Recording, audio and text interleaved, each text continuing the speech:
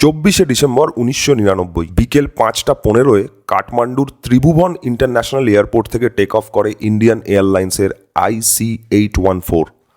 এই Airbus A300 176 জন passenger আর 15 জন ক্রিউয়ের সাথে আসছিল নতুন দিল্লির ইন্দিরা গান্ধী ইন্টারন্যাশনাল এয়ারপোর্টে। টেক অফের কিছুক্ষণ পরেই প্রায় 5:30 নাগাদ হঠাৎই 5 জন মাস্ক পরা লোক হাতে বন্দুক ছুরি নিয়ে প্লেনের সর্বত্র ছড়িয়ে পড়ে আর ঘোষণা করে এই প্লেনটি হাইজ্যাক করা হয়েছে। খুব তাড়াতাড়ি তারা ককপিটে ঢুকে পড়ে আর পাইলট দেবী সরনকে গান পয়েন্টে রেখে অর্ডার করে প্লেনকে পাকিস্তানের দিকে ডাইভার্ট করার জন্য।